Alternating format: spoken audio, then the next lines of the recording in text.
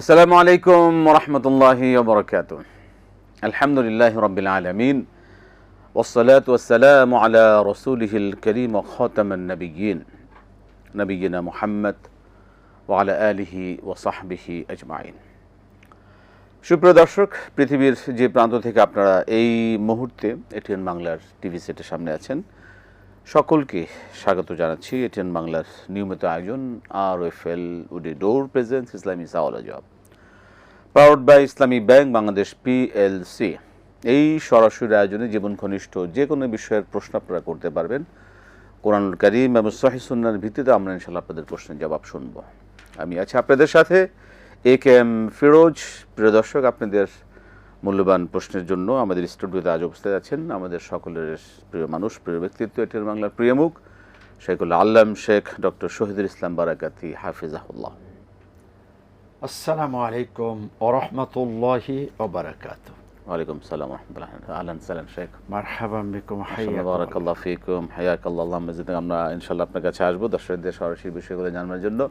প্রিয় দর্শক, আমরা অনুষ্ঠান শুরু করছি এখনই। আপনাদের প্রশ্ন, যারা প্রশ্ন করবেন অলরেডি নক করছেন, একটা বিষয় অবশ্যই আপনারা সকলেই মনে রাখবেন, যখন আপনারা আমাদের সাথে সরাসরি কথা বলবেন, এই অনুষ্ঠানের সুযোগ পাবেন কথা বলার। অবশ্যই কথা বলার সময় আপনি যে টিভি সেট, টেলিভিশন আমাদের দেখছেন, টেলিভিশনের ভলিউমটা কমিয়ে কথা বলুন, এটি অনুরোধ। আমরা এখন সরাসরি চলে যাব প্রশ্নে। মতন আমরা ইনশাআল্লাহ প্রশ্ন শুরু করতে পারি। জি দর্শক, বলুন কে কি প্রশ্ন। জি, আসসালামু আলাইকুম। আসসালামু আলাইকুম। জি, কে আছেন? দুঃখিত, আমরা প্রশ্নটা নিতে পারলাম না, আপনি আবার ট্রাই করুন। দুঃখিত। প্রিয় দর্শক, আমরা সরাসরি আয়োজনে আছি। যারা লাইনে আছেন, আপনারা যিনি কেটে গেলেন আবার চেষ্টা করুন, ইনশাল্লাহ আপনি আবার পেয়ে যাবেন ইনশাল্লাহ। মোহতারাম, যে প্রশ্ন আমাদের এখন সবচেয়ে গুরুত্বপূর্ণ, সেটা হচ্ছে যে আজকে থেকেই সম্ভবত আজকে থেকেই আমরা জিলহজের মাস শুরু হতে যাচ্ছে। এই বিষয়ে আমরা শুনবো আর কিছু গুরুত্বপূর্ণ কথা। আমরা তার আগে একটা প্রশ্ন দর্শক বলবেন। আসসালামু আলাইকুম। ওয়ালাইকুম আসসালাম রাহমাতুল্লাহ। আমি ওয়ারি থেকে মাসুম বলছি। আমার দুইটা প্রশ্ন ছিল। বলবেন। ইশরাকের নামাজের ব্যাপারে, যে ইশরাকের নামাজটা মসজিদে বসে তারপরে কি পড়ে বাসায় ফিরতে হবে, নাকি আমি যদি জামাত শেষ করে বাসায় এসে তাসবিহ তাহলিল জিকির আজকার পড়ার পরে তারপরে যদি আমি ইশরাকের নামাজটা আদায় করি তাহলে আদায় হবে কিনা, একটা। আর একটা হচ্ছে, একজন আলেমের কাছ থেকে শুনেছি যে উনি বলেছেন যে জাহান্নামীদের খাবার হচ্ছে আগুন। তো কেউ যদি ধূমপান করে সে নাকি অবশ্যই জাহান্নামে যাবে, কোনো আমলই কবুল হবে না। এই কথাটা কতটুকু সত্য, দয়া করে একটু জানাবেন। জাহান্নামের খাবার, ঠিক আছে। যিনি দুনিয়াতে সিগারেট খাচ্ছেন তিনি কখনো জান্নাতে যাবেন না, তাই তো? জি জি জি, ওরা কোনো আমল কবুল হবে না, জাহান্নামে যাবেন, কোনোদিন জান্নাতে যেতে পারবেন না। এটা কতটুকু আসলে সত্য কিংবা যুক্তিসঙ্গত, জি নিচ্ছেন, তারা জান্নাতে যেতে পারবেন না। ঠিক আছে, আমরা আসছি আপনার প্রশ্ন জবাবে। ধন্যবাদ। জি, মাসুম সাহেবের প্রশ্ন দিয়ে শুরু করছি আজকে। মোহতারাম, শুনলেন প্রশ্ন। ইন্নাল হামদুলিল্লাহি কুল্লাহ ওয়াসসালাতু ওয়াসসালামু আলা রাসূলিল্লাহ আল্লাযী লা নাবিয়্যা বা'দা ওয়া আলা আলিহি ওয়া সাহবিহি আম্মা বা'দ। জি ভাই, ইশরাকের সালাত যেখানেই হোক না কেন আপনি সালাত আদায় করলেন ফরজ, এরপরে আপনি ওই জায়নামাজে ওই জায়গায় বসে কুরআন তেলাওয়াত, তাসবিহ তাহলিল জিকির আজকারের মধ্যে থাকলেন। এরপরে সূর্য উদয় হলো, এক মুষ্টি পরিমাণ জমিন থেকে উপরের দিকে উঠেছে, সেটা ধরে নিতে পারেন যে 15 মিনিট। এই যে উঠল, এরপরে আপনি দু রাকাত করে 4 রাকাত সালাত আদায় করলেন। এমন যদি হয় তাহলে ওই যে হাদিস ওমরাতান তাম্মান আও হাজ্জাতান তামরান, একটি পরিপূর্ণ ওমরা অথবা পরিপূর্ণ হজ্জের যে সওয়াব এটা পাবেন। আর এখান থেকে উঠে চলে গেলেন অন্য জায়গায়, যে আপনি ইশরাকের সালাত সময় মতোই পড়েছেন, তাতে নফল নামাজ পড়া হলো, কিন্তু ওই যে হজ ও ওমরার ফজিলত এটা পাবেন না। যদি কোনো প্রয়োজনে, একান্ত প্রয়োজনে যেতে হয়, সেক্ষেত্রে কি পাবেন? যাবে, প্রয়োজনে যাবে, কিন্তু ওই ফজিলত পাবে না, সওয়াব পাবে। জি, দর্শক বলবেন। আসসালামু আলাইকুম। ওয়ালাইকুম সালাম ও রহমতুল্লাহ বরকাত। হুজুর, আমি সুনামগঞ্জ জলমপাড়া থেকে ইনুজ বলছিলাম। সাহেব বলুন। হুজুর, আমার তিনটে প্রশ্ন। প্রথম প্রশ্নটা হলো যে আমাদের মহল্লার ইমাম সাহেব ওয়াজ ফরমাইলেন যে কুরবানির মাংস 3 ভাগ করতে হবে, 1 ভাগ গরিব গাঙ্গাল, 1 ভাগ আত্মীয় স্বজন, আর 1 ভাগ নিজে রাখবে, অন্যটা কুরবানি হবে না। কথাটা কি হাদিস দ্বারা সাব্যস্ত? আর 2 নম্বর প্রশ্ন হলো যে রাসূল সাল্লাল্লাহু আলাইহি ওয়াসাল্লাম বলেন যে কুরবানির মাংস তোমরা নিজেরা খাও, অন্যকে খাও এবং সঞ্চয় করে রাখো। বুখারী 5158 এবং মুসলিম 4947 নম্বর হাদিস। এই ব্যাপারে যদি কিছু বলতেন। মানে 3 নম্বর প্রশ্ন হচ্ছে কুরবানি কয়দিন, কোন দিন কুরবানি করা যায়, কয়দিন কুরবানি করা যাবে, কোন দিন? ঠিক আছে। জি, জি। প্রথম। দ্বিতীয় প্রশ্ন হচ্ছে আগুন জাহান্নামের খাবার। দুনিয়াতে যারা সিগারেট খায়, ধূমপান করেন, তারা জান্নাতে যেতে পারবেন না এবং তাদের আমল নামও কবুল হবে না। আচ্ছা, না শুধু আগুন নয়, আগুনও খাবার, আবার জাক্কুম খাওয়ানো হবে, বিষাক্ত বস্তু খাওয়ানো হবে, আবার প্রচণ্ড বরফ খাওয়ানো হবে। এই বিষয়গুলো বিভিন্ন ধরনের খাবারেই তাদের থাকবে, কিন্তু কোনোটাই ভালো না, কষ্ট আর কষ্ট। অতএব শুধু আগুন খাবার এমনটি বলা ঠিক না। 2 নাম্বার হলো ধূমপান। ধূমপান আসলেই স্বাস্থ্যের জন্য ক্ষতিকর। এটা হারাম এমনটি না থাকলেও মাকরুহ, এতে কোনো সন্দেহ নেই। আর স্বাস্থ্যবিজ্ঞানীরা সারা পৃথিবীতে গবেষণা করে দেখেছে যে ধূমপানের কারণে লাঞ্চের ক্ষতি হয়, পার্টসের ক্ষতি হয়, লিভারের ক্ষতি হয়, স্টোমাকের ক্ষতি হয়, ব্রেইনের ক্ষতি হয়। এই ক্ষতিগুলো থেকে কোনোভাবেই মুক্ত নয়। আবার হলো যে অর্থের অপচয় হয়। এই বিষাক্ত ধোঁয়াগুলো চারিদিকে ছড়ালে পরে অন্যদেরও মারাত্মক ক্ষতি হয়ে যায়। অতএব এমন ক্ষতিকারক বস্তুর ভিতরে থাকা উচিত নয়। হুজুর হয়তো ভয় দেখানোর জন্য বলছে ধূমপান করলেই জাহান্নামে যাবে। হ্যাঁ, ধূমপান করলেই ইবাদত কবুল না হওয়ার সম্ভাবনা, এজন্য যে এটা গন্ধের সৃষ্টি হয়, রহমতের ফেরেশতা আসবে না, আর ইবাদতটা কবুল হবে না।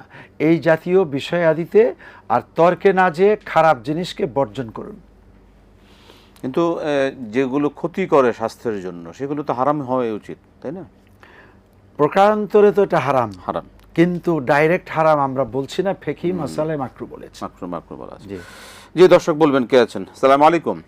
আচ্ছা, আমি আব্দুল জব্বার বলছিলাম। আঙ্কেল ধন্যবাদ আপনাকে, ধন্যবাদ শায়েখ অতিথি স্যারকে। আমার প্রশ্ন হচ্ছে সূরা তাওবায় তো বিসমিল্লাহ পড়তে হয় না, কিন্তু অনেক সময় আমরা পড়ার সময় বিসমিল্লাহ বলে থাকি, গুনাহ হয় কিনা? পাশাপাশি ওর সাথে একটি প্রশ্ন যে অনেকে দোয়া চায় যে আমার মার জন্য, বাবার জন্য দোয়া করবেন, ভুলে যায়, সেক্ষেত্রে গুনাহগার হয় কিনা?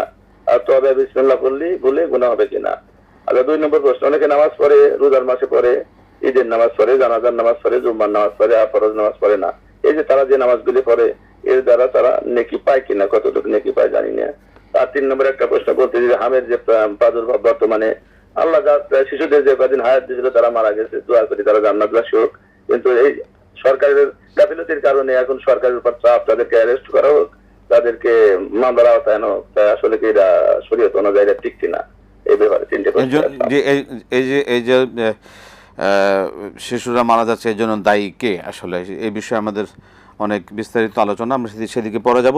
তার যে প্রশ্ন ছিল, কোরবানির 3 ভাগ না হলে কোরবানি হবে না, এটা কি কোনো কোরআন সুন্নাহ দ্বারা প্রমাণিত কিনা? হবে না, এই ফতুয়া দেওয়া যাবে না। কথাটা এরকম যে 3টি ভাগ করে যদি গরিব দুঃখী আত্মীয় স্বজন পাড়া প্রতিবেশী সবাইকে নিয়ে খাওয়া হয়, এটা আসলেও কিন্তু একটি সৌন্দর্য। আর কোরআন বলছে ওয়ালিকুল্লি উম্মাতিন জাআলনা মানসাকা লিয়াযকুরু ইসমাল্লাহি আলা মা রাযাকাহুম মিন বাহিমাতিল আনআম ফাকুলু মিনহা ওয়া আত'ইমুল বাঈসাল ফাকির। তোমরা নিজেরা খাবে আর দুস্থ গরিব মানুষকেও খাওয়াবে। তাহলে পরে অন্তত এখানে তো 2টা আসলো। আরেক জায়গায় আছে আল কানিয়া ওয়াল মুতার, যে সমস্ত মানুষগুলো যে আশেপাশে আসলেই দুস্থ অভাবী, এদেরকে দেওয়া উচিত। তাহলে কি দাঁড়ালো যে কোরবানির গোশত ইচ্ছে করলে আপনি সবটুকুন খেতে পারবেন। ইচ্ছে করলে সবটা বন্টন করতে পারবেন। তবে এটা একটা সৌন্দর্য যে 3 ভাগ করে 1 ভাগ দিয়ে দিলাম গরিবকে, ওরাও কোরবানির ঈদে সামিল হলো। আবার আত্মীয় স্বজন বা পাড়া প্রতিবেশীকে দিলাম, তারাও সামিল হলেন, আমরা নিজেরাও খেলাম। এটা খুবই একটি মানদণ্ড, সুন্দর। আর যদি সবটা আপনি রেখে দেন তাহলে আপনি কৃপণ, বখিল, এটা বোঝা যায়, সেটা আমরা হব না। আর একটা হলো রাসূল সাল্লাল্লাহু আলাইহি ওয়াসাল্লাম আর সুলুস সুলুস বলে 3টা হাদিস বলেছেন, এ লক্ষ্যে 11খানা হাদিস আছে, তাতে বন্টনের ব্যাপারেই জোর দেওয়া হয়েছে। আমরা সাধ্যমতো বন্টন করব, সকলকে নিয়ে ঈদ উদযাপন করব। আর হলো ওয়াদ্দাখিরু, এই কথাটা আছে, জমা করে রাখা, অর্থাৎ আপনি ফ্রিজে রেখে দেবেন ফ্রোজেন মাংস, আস্তে আস্তে বের করে করে খাবেন, এটাও জায়েজ আছে। কোরবানি কয়দিন করা যায়?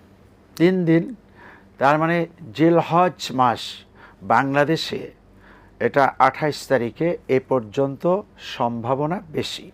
চাঁদ দেখা কমিটি এটা আমাদেরকে একটা ফাইনাল ডিক্লারেশন দেবেন। যাই হোক, 28, 29, 30 জিলহজ মাসের 10, 11, 12, 10 তারিখ সুবহে সাদেকের পর থেকে 12 তারিখ সূর্যাস্তের পূর্ব পর্যন্ত এই সময়ের ভিতরে কোরবানি দিতে পারবেন নির্দ্বিধায়। সূরাতুত তাওবার যদি বিসমিল্লাহ পড়েন গুনাহ হবে? আল্লাহ বলেননি, রাসূল বলেননি, আল্লাহ রাগ করেছেন, এখানে রহমতের বিসমিল্লাহ আল্লাহ পড়লেন না, জিবরিল আমিন পড়লেন না, রাসূল পড়লেন না, আপনি কেন একেবারেই সেখানে পড়তে হবে? এই জায়গাটা আপনি যাচ্ছেন কেন? আপনি কি আল্লাহর বিরুদ্ধে? আল্লাহ 114 সূরার একটায় বিসমিল্লাহ পড়েননি। সমস্ত মুফাসসিরিনে কিরাম বলছেন কারণ হলো আল্লাহ খুব রাগ কাদের উপরে? কাফেরদের উপরে। কেন? আল্লাহ এই সূরায় বলছেন ফাকতুলুল মুশরিকিনা হাইসু ওয়াজাদতুমুহুম খুযুহুম ওয়াহসুরুহুম আকুদু লাহুম কুল্লা মারসাদ। মুশরিকদেরকে, কাফেরদেরকে যেখানে পারো সেখানে মারো, বাংকার তৈরি করে বসে থাকো, ঘাটিতে ঘাটিতে মারো। এত রাগ হয়েছেন আল্লাহ, কারণ কি? ওরা রাগের কাজ করেছে। অতএব এই জায়গায় বিসমিল্লাহ বলে মায়া দয়ার দরকার নেই। জি, আসসালামু আলাইকুম। ওয়ালাইকুম আসসালাম ওয়া রাহমাতুল্লাহি ওয়া বারাকাতুহু। আমি মাগবাজার থেকে মাহফুজা বেগম বলছি। জি বলবেন। জিলহজ মাসের আইএমের 20 রোজা চাঁদের কত তারিখ থেকে রাখতে হবে?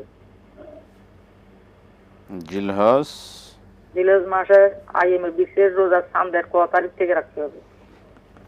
আইএম 20 তো নির্ধারিতই 13, 14, 15। ঠিক আছে। জিলহজ মাসের তো 13 তারিখ বন্ধ, 13 তারিখ তো নিষিদ্ধ। ঠিক আছে, আমরা শুনবো। ধন্যবাদ আপনাকে। দোয়া চাওয়া ঠিক আছে কিনা? আমরা অনেকের কাছে দোয়া চাই, হুজুর দোয়া করেন, বাবা মার জন্য দোয়া চাওয়া, এই জন্য দোয়া চাওয়া, এই দোয়া চাওয়া ঠিক আছে কিনা? আপত্তি কি? আমিও দোয়া করব, ভাই আপনিও একটু দোয়া করেন, এই কথাটা বলতে কোনো আপত্তি নেই, দোয়া চাওয়া যাবে। বাকি শিরক যাতে না হয়ে যায়, অর্থাৎ এই কবর পূজা, মাজার পূজা, আল্লাহকে বাদ দিয়ে অমুককেই তোমার সেজদা করতে হবে, এই টাইপের কোনো কিছু চাওয়া যাবে না। বাকি আল্লাহর কাছে একটু দোয়া করবেন, আল্লাহ যেন আমাকে রহম করেন, আমি অসুস্থ, আমার একটু অভাব যাচ্ছে, অথবা আমি হজ্জে যাচ্ছি, দোয়া চাই, এটা কোনো আপত্তি নেই। মা বাবার জন্য চাওয়া যাবে, রিস্কের জন্য চাওয়া যাবে, ফ্যামিলির জন্য চাওয়া যাবে। জি জি, সেই দোয়ার বিনিময়ে কিছু নেওয়া যাবে কিনা? আচ্ছা, দোয়ার বিনিময়ে কিছু নেওয়া যাবে না। আপনাকে যদি কেউ খুশি হয়ে কিছু হাদিয়া দেয়, হাদিয়া নেওয়া যাবে। তাহাদু তাহাব্বু, হাদিয়া দিতে কোনো অসুবিধা নেই। একজন দোয়া করেছেন, তিনি করেছেন লিল্লাহিয়াতান, আর আপনি হাদিয়া দিছেন ভালোবাসার জন্য, এই দুইটাই ঠিক আছে। মানে ভালোবাসা ঠিক আছে, কিন্তু আপনি না না না, পয়সার বিনিময়ে দোয়া দেওয়া, দোয়া দেওয়া দাম কত? দোয়ার দাম ঠিক আছে। ইনশাআল্লাহ মোহতারাম, আমরা আসছি আবার আপনার কাছে, একটু আমাদের একটু সময় দিবেন এটা বিরতির জন্য। প্রিয় দর্শক, আপনারা দেখছেন RFL woody door presence Islami সাওয়ালজা, powered by Islami bank Bangladesh PLC। সময় হলো একটি বিরতি নেবার, আমরা ফিরে আসছি আবার বিরতির পরে ইনশাআল্লাহ।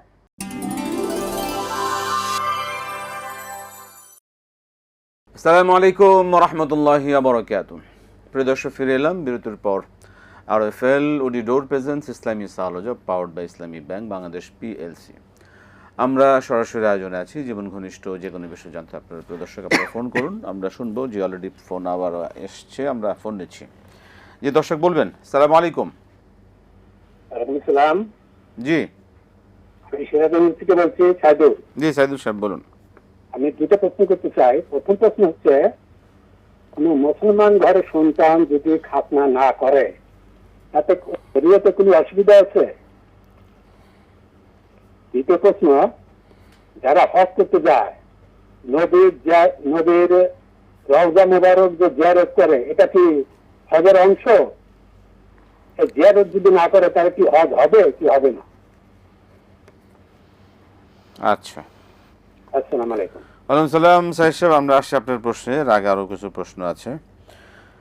মোহতারাম, প্রশ্ন হচ্ছে যে জানাজার নামাজ পড়ে, ঈদের নামাজ পড়ে, তারপরে এগুলি পড়ে, কিন্তু নিয়মিত নামাজ পড়ে না। যারা নিয়মিত নামাজ পড়ে না, এগুলি পড়লে কি নামাজ কবুল হবে কিনা? যে যতটুকু আমল করে, ভালো হোক মন্দ হোক, সেটার তো প্রাপ্তি আছেই। আল্লাহ তো বলছেন, ফামাই ইয়ামাল মিসকালা যাররাতিন খায়রান ইয়ারা ওয়া মান ইয়ামাল মিসকালা যাররাতিন শাররান ইয়ারা। এক জাররা মানে অণু পরমাণু, তার চেয়েও ছোট একটু নেক আমল আছে, সেটা আপনি পাবেন। বাকি এটা উচিত, ফরজ সালাতগুলি আদায় করতেই হবে। এটাকে অন্য কোনো কিছু দিয়ে কনসিডার করার কোনো সুযোগ নেই। অতএব ফরজ বাদ দিয়ে ইন্টেনশনালি আপনি কিছু নফল নামাজ, আনুষ্ঠানিক নামাজ, ঈদের নামাজ, জুমার নামাজ পড়েই পার পেয়ে যাবেন এমনটি না।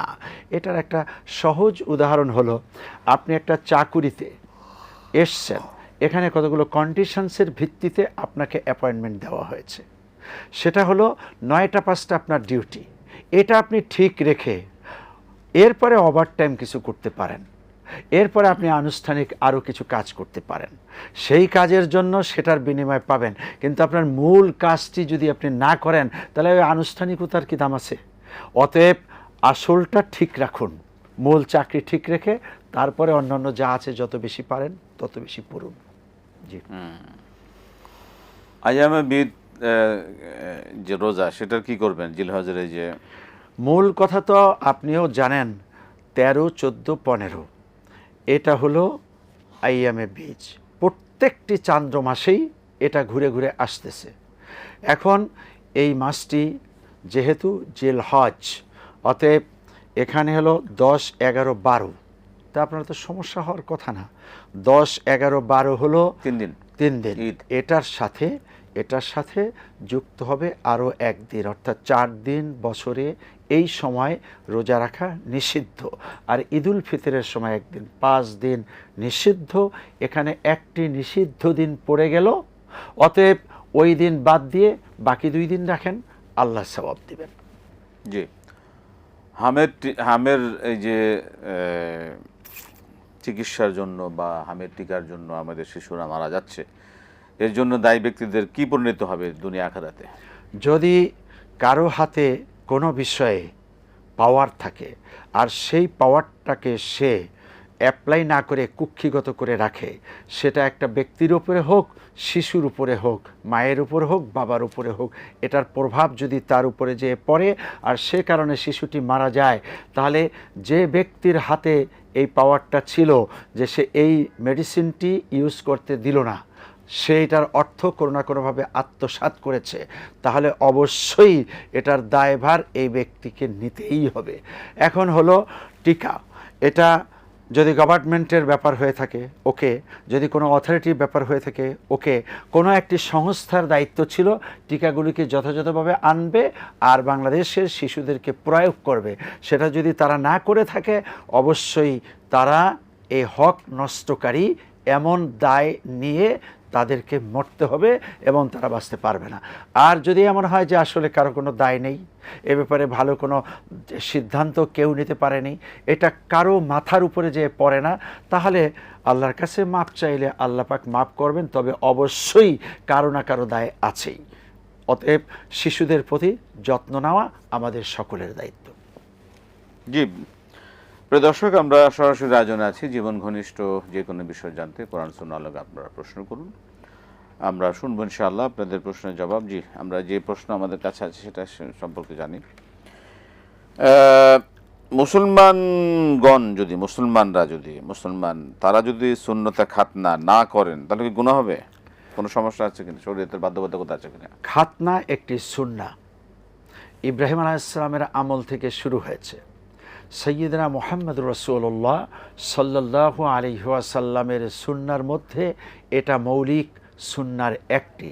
যেমন এই যে নখ কাটা, বিশেষ জায়গার চুলগুলিকে সাফ করা, তারপরে হলো খাতনা করা, এটা হলো রাসূল করিম সাল্লাল্লাহু আলাইহি ওয়াসাল্লামের একটি বিশেষ সুন্নাহ। এই বিশেষ সুন্নাহটি স্বেচ্ছায় সজ্ঞানে বুঝে শুনে কেউ যদি না করে তাহলে একটি সুন্নাহ লঙ্ঘন করলো। আর সুন্নাহকে যদি অবজ্ঞা করে, রাসূল বলছেন অমান রাগিবা আন সুন্নতি ফালাইসা মিন্নি, আমার সুন্নাহকে যে বা যারা অবজ্ঞা করবে সে আমার উম্মত না। আর আরেকটা হলো স্বাস্থ্যগত কারণেও খাতনা করা উচিত, খাতনাওয়ালারা সুস্থ থাকে। বিশেষ করে খাতনা যেখানে করা হয় এই জায়গাটায় কিছু মল আবর্জনা থেকে যেতে পারে, যখনই খাতনা করা হয় তখনই এটা থেকে পরিচ্ছন্ন হয়। পবিত্রতার দাবি, সুন্নাতের দাবি। তবে এটা না করার কারণে সেই লোকটা কাফের হয়ে যাবে, মারাত্মক গুনাহ হবে, এটা বলা যাবে না। জি দর্শক বলবেন। আসসালামু আলাইকুম। হ্যালো, জি আসসালামু আলাইকুম। ওয়ালাইকুম আসসালাম। জি বলেন, কি প্রশ্ন আপনার? হুজুর, হুজুর, আমার আম্মা না নামাজ পড়ে। ভালো তো, নামাজ পড়বে তো। হ্যাঁ, নামাজ পড়াকালীন অবস্থায় যদি পান খায়, আচ্ছা, নামাজের পর আবার পানও খায়। এখন পানের সাথে কি কি খাওয়া যাবে? পানের সাথে কি কি খাওয়া যাবে? জর্দা মর্দা যা আছে সব। জর্দা খাওয়া যাবে না? নাই, জর্দা কি খায় উনি? উনি জর্দা খান? জর্দা আগে খাচ্ছিল, এখন খায় না। এখন খায় না, তো ভালো হয়ে গেছে, জর্দা ছাড়াই খাইতেছে। আচ্ছা, আচ্ছা, এইটাই প্রশ্ন? জি হুজুর, এটাই প্রশ্ন। আচ্ছা ঠিক আছে, জি আমরা প্রশ্ন জবাবে আসছি। ধন্যবাদ আপনাকে, আপনি আমাদের এটিএন বাংলা দেখতে থাকুন, আমরা আপনার প্রশ্ন জবাব শুনবো। ধন্যবাদ আপনাকে আবারও। আমরা কি এখন বিরতিতে যাব না আর একটা প্রশ্ন শুনতে পারে? আমরা বিরতি নিতে যাচ্ছি। প্রিয় দর্শক, আবারও সময় হলো একটি বিরতি নেবার, আমরা ফিরে আসছি আবার বিরতির পর ইনশাআল্লাহ।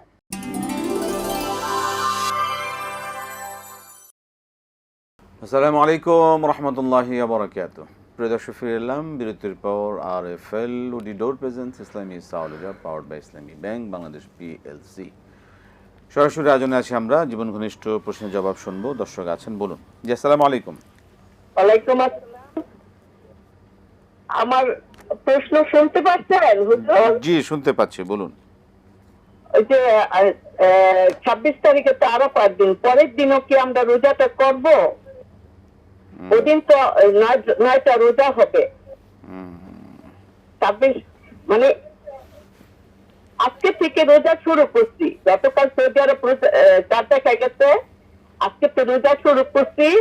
26 তারিখে তো আরো 5 দিন, পরের দিন আমাদের বাংলাদেশের 9 তারিখ, পরের দিনে কি আমরা রোজা রাখবো 27 তারিখ? ঠিক আছে, আপনি রোজা কোন দিন রাখবেন আমরা শুনবো। জি জি বলুন, বলেন বলেন। ঈদের নামাজ আমরা কি ঘরে পড়তে পারবো? আর পড়লে কিভাবে পড়বো? আমাদের এলাকায় তো নামাজ পড়ার কোনো ব্যবস্থা নাই মহিলাদের জামাতে। কোথায় এটা, কোথায়?